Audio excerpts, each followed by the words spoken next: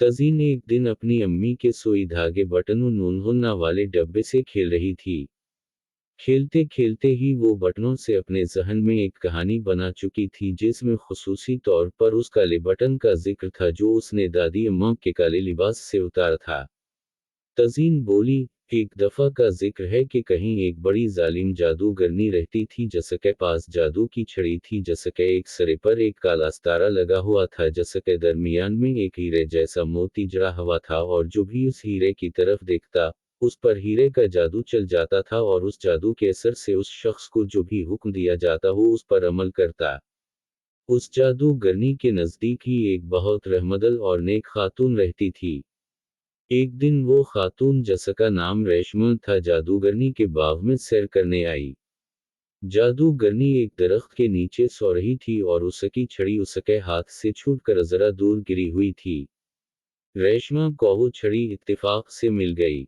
वो बोली, इस पर कितना खूबसूरत सितारा लगा हुआ है। उसने छड़ी से वो जादू का सितारा उतार कर अपने लिबास में लगा लिया।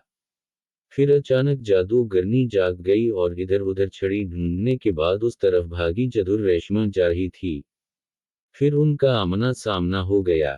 जब जादूगरनी रेशमा के सामने आई और उसकी नज़र रेशमा के लिबास पर लगे चमकदार सितारे पर पड़ी तो खुद उसके जादू का शिकार हो गई।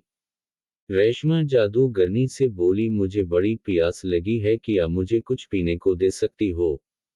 जादूगरनी मुद्दबाना अंदाज में बोली, क्यों नहीं, जरूर। फिर वो रेशमा के लिए पानी लेकर आई जो उसने पिया। फिर मुस्कुराकर रेशमा बोली, बहुत शुक्रिया, तुम बहुत हमदर्द हो।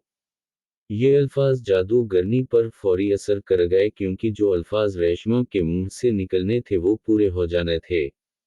जादूगरनी इन अल्फाज से हमेशा के लिए हमदर्द और नेक बन गई।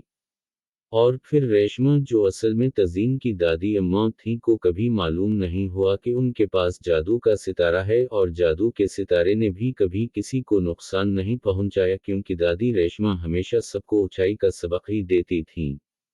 इसलिए सब खुश थे, हत्ता कि हमदर्द और नेक होने वाली जादूगरनी भी।